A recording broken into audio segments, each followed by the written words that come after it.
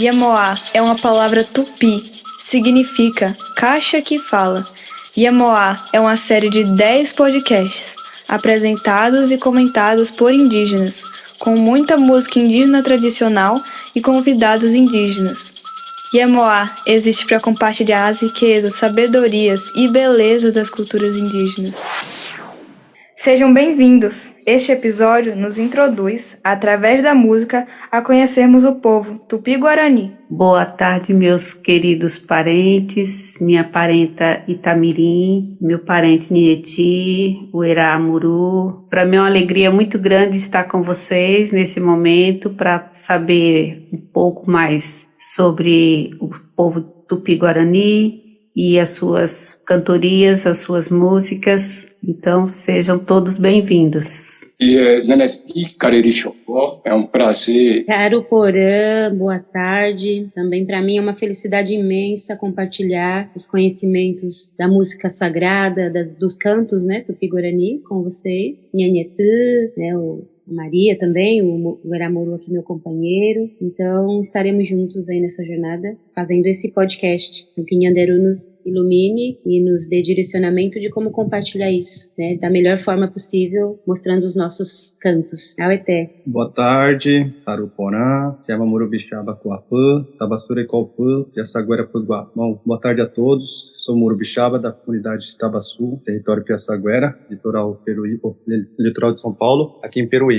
E estou aí também para fazer essa contribuição para que a gente possa aí, de alguma forma, passar a nossa informação da parte cultural, né, de Guarani. Vamos aí para somar. Agudiabé. Que bom, Uerá. Que bom, Itamirim. O Uerá já apresentou um pouquinho, mas a gente gostaria de saber mais sobre o povo de vocês, a população, um pouco da história. Vocês podem passar para a gente? Nós aqui, os Tupi-Guarani, principalmente aqui litorâneo, né, do estado de São Paulo, estamos num levante de fortalecimento da parte cultural, né, dentro das práticas, principalmente dos cantos. Então, aqui eu acho que no estado de São Paulo tem poucas aldeias, né, Tupi-Guarani no caso, porque eles conhecem mais como Guarani, a família Guarani, Guarani Nhandewa, Guarani Buá. Nós nos autodenominamos Tupi-Guarani porque realmente temos uma diferença na parte regional da linguagem e de algumas práticas, né? E de algumas práticas no cotidiano. Então, nos autodenominamos Tupi-Guarani. Mas os antropólogos, a história sempre vai pontuar como Guarani Nhandewa, que é o nosso povo aqui, né? Que traz esse fortalecimento esse auto-reconhecimento que nós temos, né? De realmente ter uma remanescência forte para o Tupinambá também. Lá, o Eramuru, em Tupi-Guarani, o que significa, assim, o que é o canto, o nome de canto em Tupi-Guarani, na língua Tupi-Guarani? Como é que você dá o nome? É Toré, é Porancim, é o quê? É Poraí. O Mitangué Boraí é um conjunto de cantos e danças sincronizadamente com o método de ensinar as crianças e passar a informação através do canto, né, e da dança. Toda a educação ali cultural. E vocês são quantos indígenas e quantas aldeias? Aqui na Baixada Santista, a gente tem 13 aldeias, dentro de 2 territórios grandes, né? Tem o território Piaçaguera, tem 13 aldeias, e aí tem mais uma que é ligação com o território aqui perto da praia, que é o Bananal, foi de onde veio toda essa remanescência que ocupou esse espaço de retomada aqui nesse território mais de área de restinga, né? E aí, contando com essa, temos 14 aldeias Tupi-Guarani, aqui só no litoral, né? Na Baixada Santista aqui. E aí também tem ali mais para Boa Vista também, tem 2 aldeias lá que são Tupi-Guarani também. Eu acho que gira em torno aqui aproximadamente, né, do nosso território, aqui até esse alcance lá no litoral norte, eu acredito que gira em torno de uns 500 indígenas Tupi-Guarani, aldeados, né? Que ainda tem a situação dos parentes em situação em contexto urbano, que são Tupi-Guarani também, mas isso é aldeado. É muito interessante vocês colocarem essa questão do nome, porque tem muitos povos indígenas que foram nominados por antropólogos, historiadores, e as autodenominações são diferentes, né? Então vocês é mais um caso assim bem exemplar disso. E o que importa é que nós nos reconhecemos e nos identificamos com um determinado nome, né? Que pode coincidir ou não com o nome que os não indígenas nos reconhecem. Vocês falaram que estão se fortalecendo culturalmente, principalmente nos cantos, no Poraí. Vamos escutar o primeiro para a gente conversar sobre ele?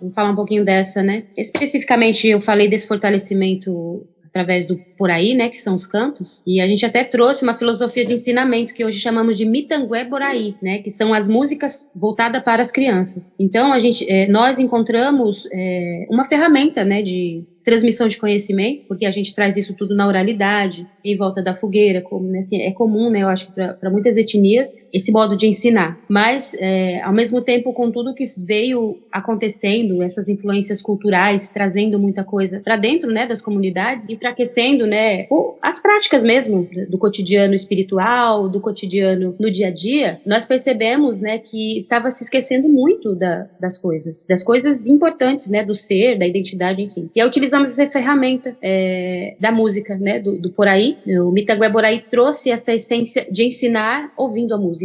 Então, todos os dizeres, ele está ensinando coisas que faz parte diretamente do cotidiano da identidade tupi-guarani. Essa, especificamente, né, Erono'ó, Erono'ó quer dizer reunir, estar juntos. Então, traz essa força. Então, enquanto a criança trabalha ali o ouvir na melodia, porque a música é algo muito influenciador, né, dentro hoje mesmo na geração dos jovens, das crianças. Então, encontramos nisso essa abertura, né, esse portal, para eles ouvirem e aprender através da música. Então, quando fala, né, os dizeres ali, é como se fosse uma leitura, né, você vai ler um livro, você vai fazer uma pesquisa, você tem uma leitura das informações que precisa, né, para trazer o conhecimento. Então, é como se fosse uma leitura através da melodia. E a gente faz a leitura exatamente do que eles precisam fazer, né? Entrar na casa sagrada, dar o círculo sagrado, estar juntos e trazer toda essa essência do que é um comando para eles, do que eles têm que fazer. Então, nós utilizamos essa ferramenta. Então, essa música especificamente é falando sobre estar juntos no Iguaçu, que a gente fala, que é a casa grande, onde concentra todo esse movimento de estar juntos, de ouvir os conselhos, de ouvir os mais velhos. Então, vai ali né, dando esse comando através da música para eles terem uma rotina de saber, quando eles chegarem nesse espaço, o que tem que fazer. Então, essa música é muito importante por conta disso, né? Traz esse ensinamento para eles, dessa parte mais do Iguaçu, que é esse espaço sagrado, é uma casa sagrada, onde acolhe toda uma parte mais da espiritualidade. Bem educativa, muito bom. E esses cantos, todo mundo pode cantar, todo mundo pode aprender, tem alguma idade específica ou alguma regra? Não, ele é bem... é acessível até mesmo para os não indígenas, né? Porque hoje a gente tem essa abertura também das pessoas virem procurar a cura dentro da nossa cultura, e a gente já tem essa abertura para todos. Então, a música é algo que traz para eles também essa possibilidade de entender o processo cantado, do que ele tem que fazer. Quando fala, né? Então, vamos nos reunir ali, aí, quando chega, o que tem que fazer? Fazer o Nimbojeré, que é o círculo sagrado em volta da fogueira. Então, a música, ela é para todo o público que quer saber o que fazer quando chegar na casa sagrada. Então, é um comando que todos podem ouvir, as crianças. Então, quando eles se interessam em saber o que está falando, quando é uma pessoa que não entende a nossa língua, e quando você recita ali o significado da música, já é um comando do que ela tem que fazer quando entrar na casa sagrada, já respeitando essa parte cultural do território onde ela está, que no caso, né, são a casa sagrada Tupi-Guarani, que chamamos de Iguaçu. Então, é acessível para todos, né, é um ensinamento para todos. Estou gostando muito deste podcast. Vamos tocar a segunda música para seguirmos.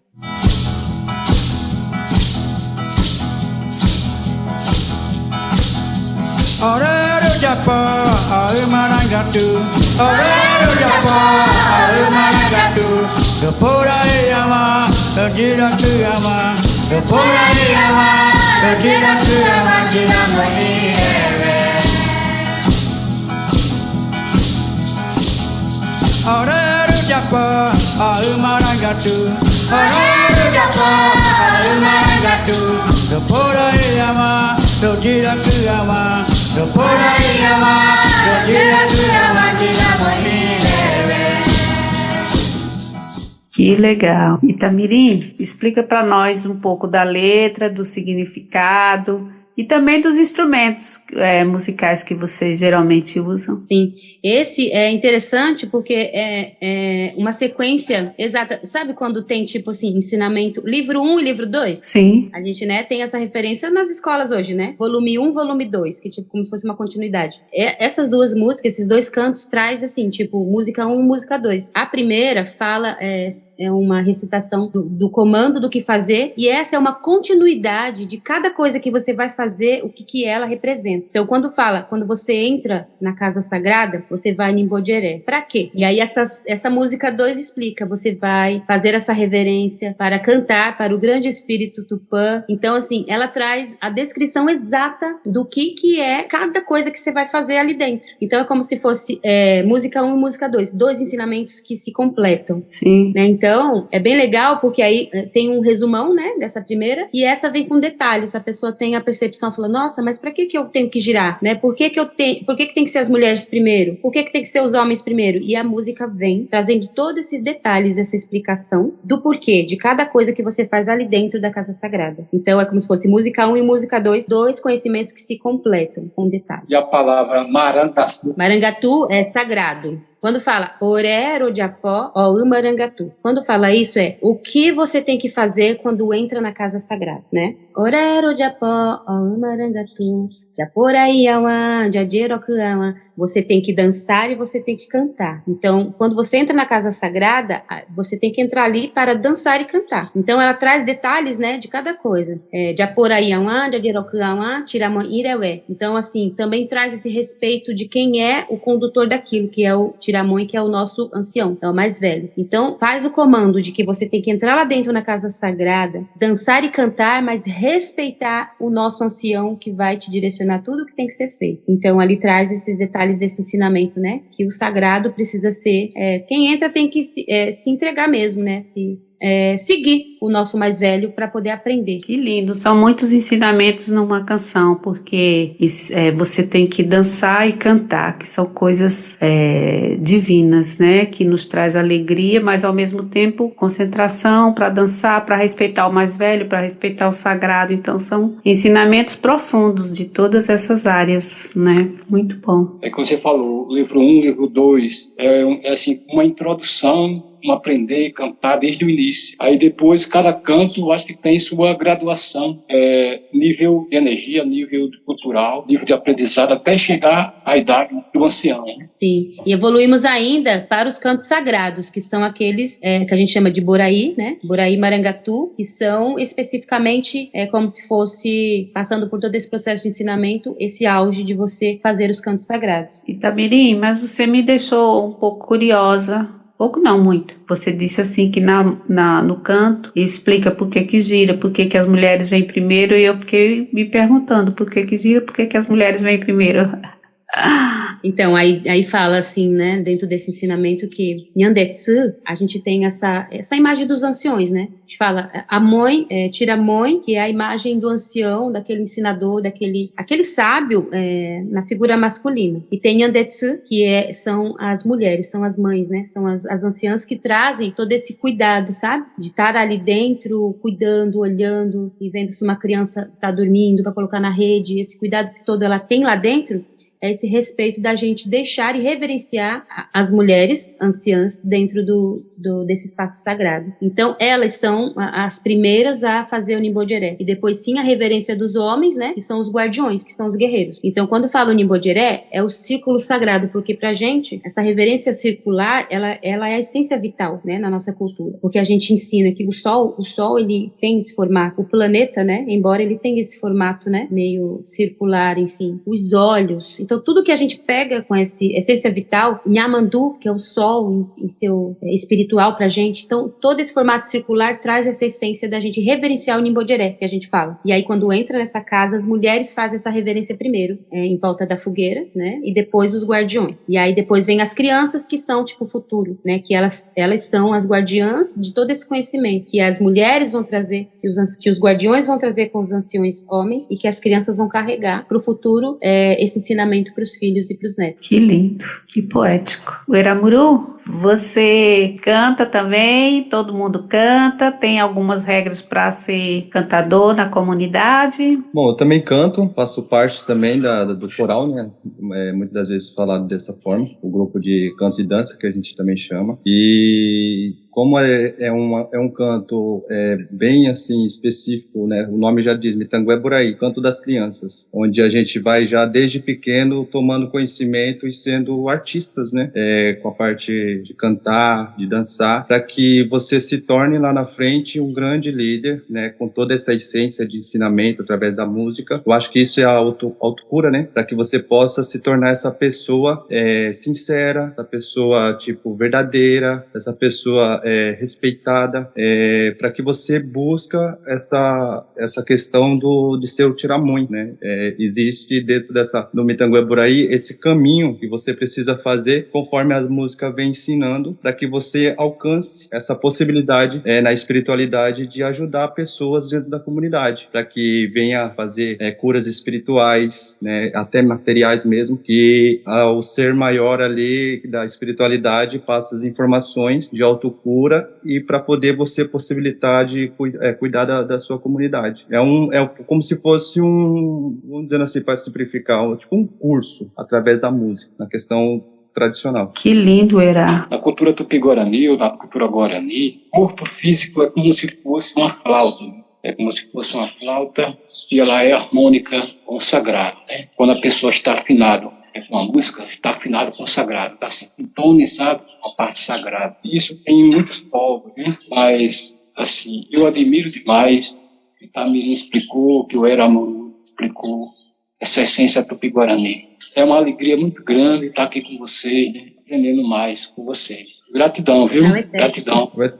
Só queria fazer um adendo aí a respeito da pergunta da Maria, a respeito dos instrumentos que tá ali, né, tipo, também colocado ali nessas músicas, o maracá, que a gente usa, o chocalho, né, com miçangas, muitas das vezes ali com sementes, né, na verdade não é nem miçanga, na nossa parte cultural tupi-guarani é mais a lágrima de Nossa Senhora, e nós também chamamos, na parte cultural, de capiá, uma sementinha que dá num capinzinho aí, que é muito bom. A gente faz os boa, que é os nossos colares, e alguns instrumentos outros, né, de traje mesmo. E ele também é utilizado para moá, que é uma cura através da planta medicinal, que a gente chama, né? Fazer aqui a cura de coisas física mesmo, né? Também é utilizado também na parte espiritual também. Para fazer esse maracá também é utilizado também a cabaça, que a gente também chama de tem o tambor, né? O tipiré, no tupi-guarani. Tem o violão, com a inserção aí, né? Da cultura de fora. A gente se apropriou desse instrumento,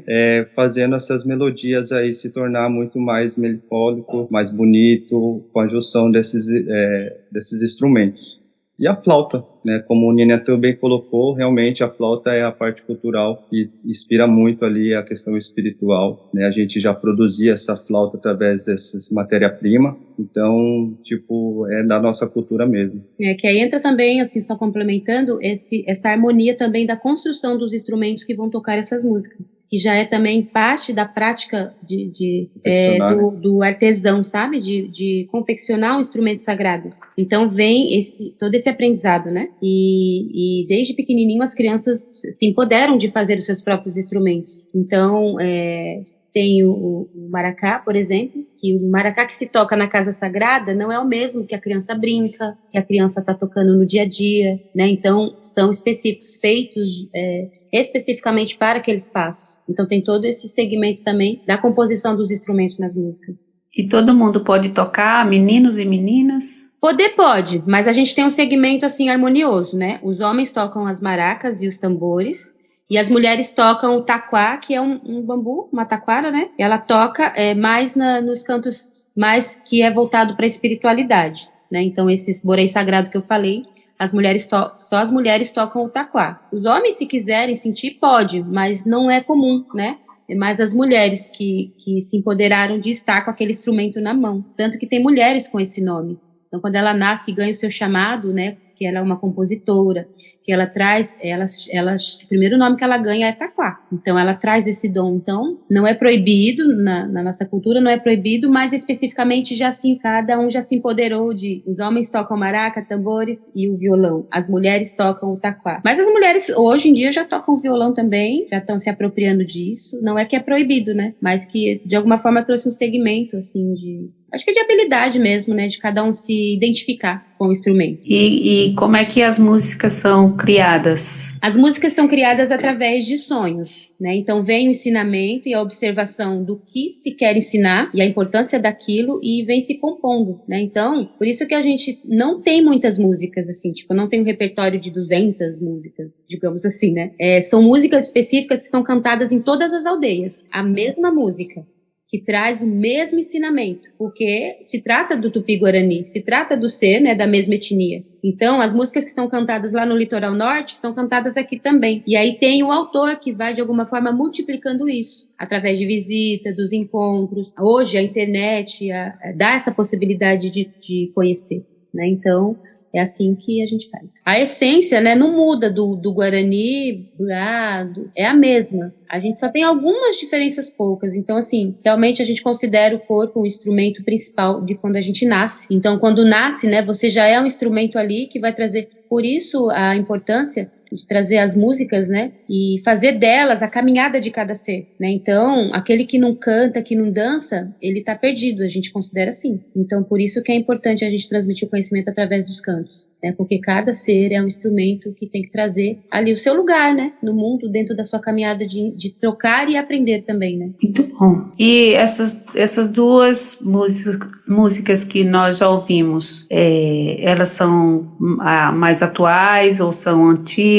Vocês conhecem o autor ou os autores? Então, os autores são anciões já aqui do território mesmo, aqui do litoral, especificamente do território Piaçaguera, né? Os dois são meus tios, né? Referências como líderes, passaram por uma caminhada de liderança e anciões hoje, são tiramões que a gente fala, então eles trouxeram essas composições para fortalecer o território, e aí assim já cantam em outros lugares, né, no litoral norte, todas as aldeias do Tupi-Guarani já conhecem, porque eles fizeram a música especificamente para esses ensinamentos. Então, eles são bem próximos de mim, os autores dessas músicas. São meus tios, que são irmãos da minha mãe. Ah, que bacana. E você pode dizer o nome deles para que a gente possa saber e poder honrá-los? Sim, Tiramã Guaíra, né, ele é bem conhecido, e o Tiramã Pitotó, que é o mais conhecido ainda, que ele permeia por muitas aldeias guaranis, justamente fazendo esse conhecimento, essa troca, e levando, né, a mensagem também, e aprendendo para trazer pra gente. Então é o Tiramã Pitotó, mais conhecida, a Aju Pitotó, e o Tiramã Guaíra. Vamos ouvir agora o terceiro e último deste episódio.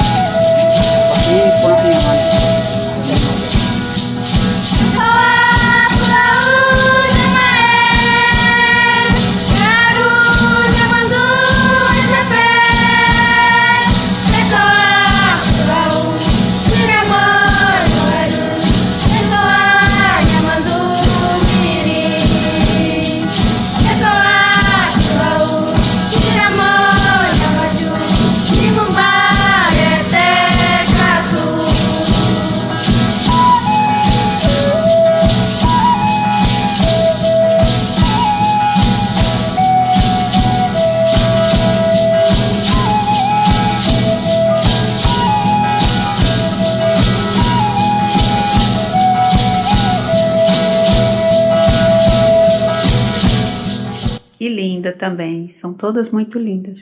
E aí, Tamirim, Uirá, o que vocês nos contam desse canto lindo e maravilhoso? Esse canto, ele é bem especial assim, porque não só porque eu sou a compositora, mas porque traz essa essência já dessa força da transmissão do conhecimento através da música. Essa música especificamente, ela conta a história de uma tecoá, né, de uma aldeia, como ela surgiu e qual a força que ela trouxe para o território. Então, é igual aquilo, naquele segmento de ensinamento, as crianças é como se tivesse, vou mais uma vez comparar, porque eu sou educadora, sempre trago essa comparação para as pessoas entenderem, né, um pouquinho o nosso processo de ensinar. É como se fosse um livro de geografia e história, por exemplo, né, que traz aquelas informações mais específicas, tipo como se criou essa cidade, qual foi a origem. Então, essas músicas que também vêm ali evoluindo nessa parte educacional, me fez refletir, né, como uma geração já de ter a consciência de que a música ensina bem, é trazer essa marca, né, essa marca do quão foi importante essa aldeia ter surgido, né. Então, Nhamandu-Mirim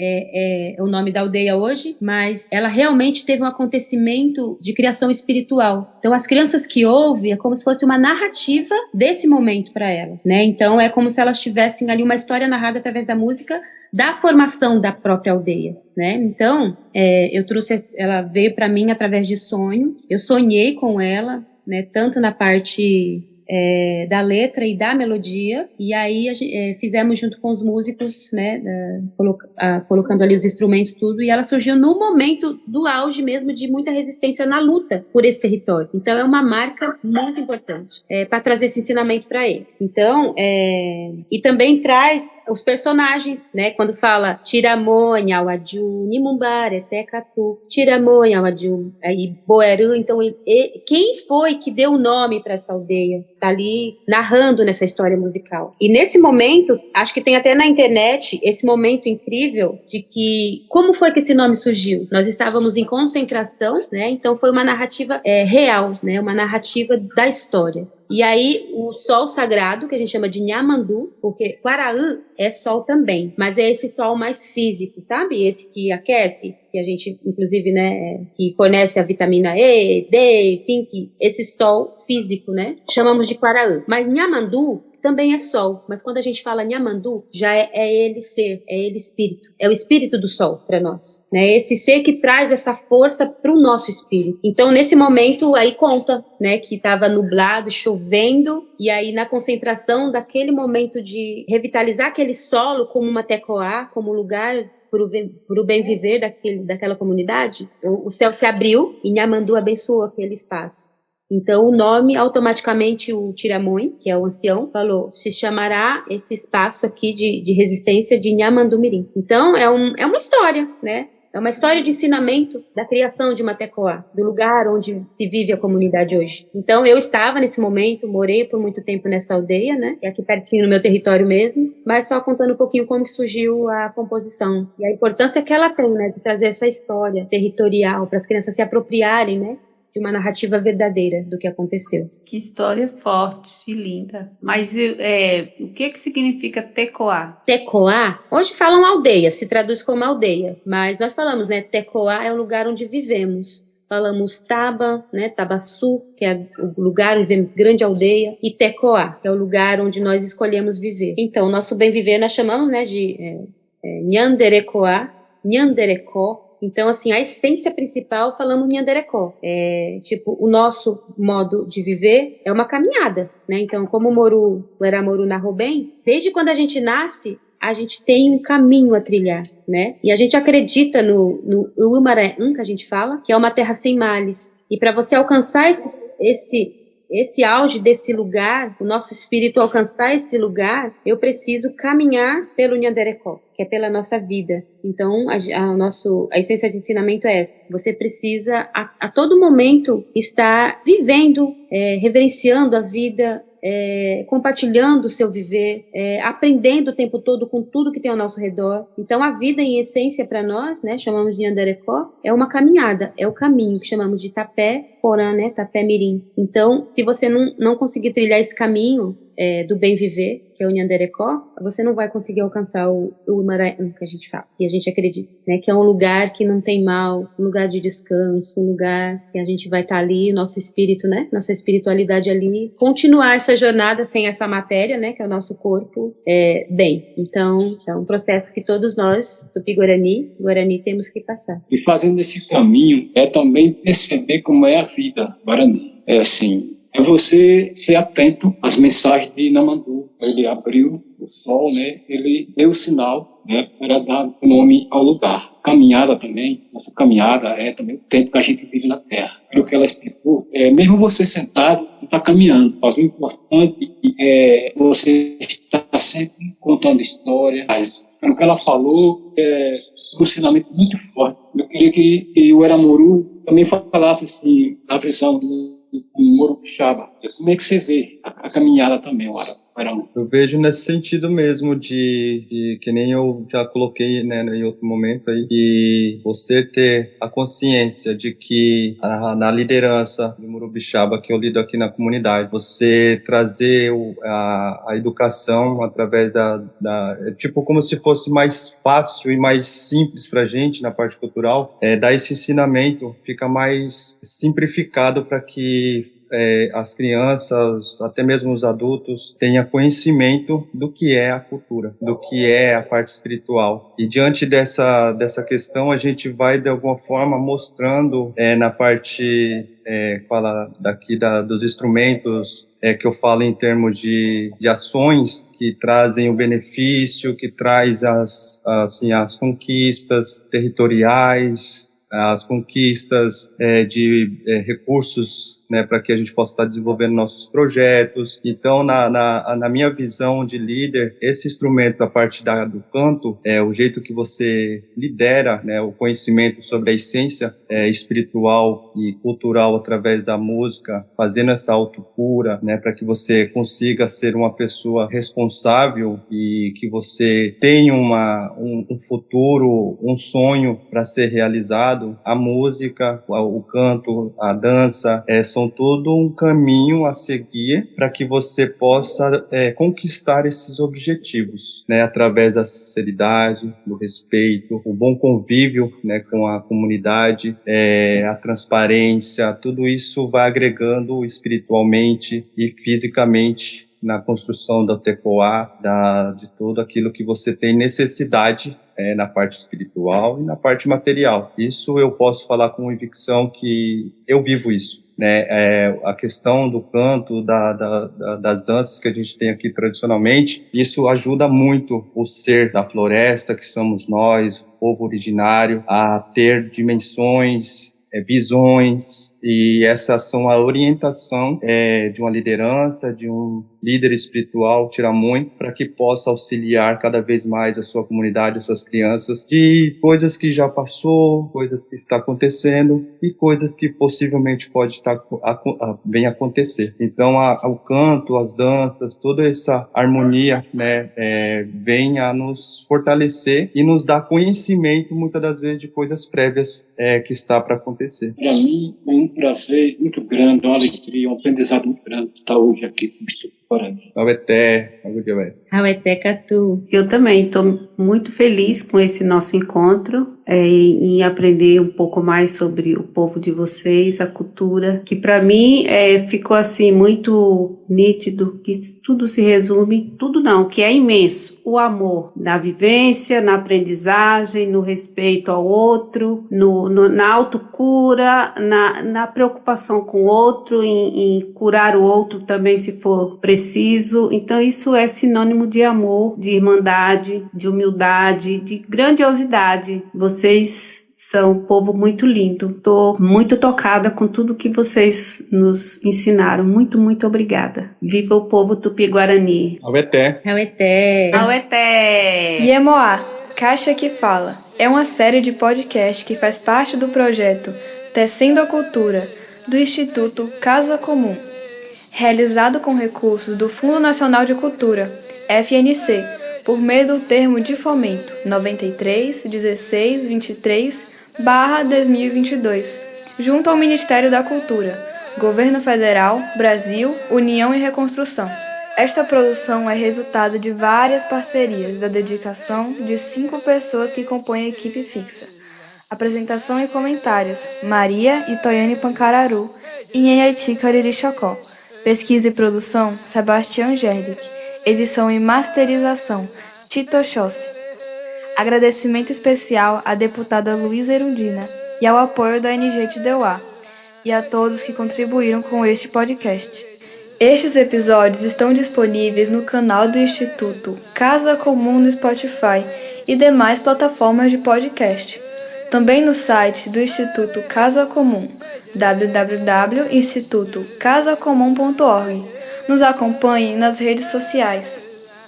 Todos os programas estão liberados para uso educacional e transmissão gratuita por emissoras de rádio comunitárias, educativas e locais, bastando cadastrar-se no site do Instituto Casa Comum.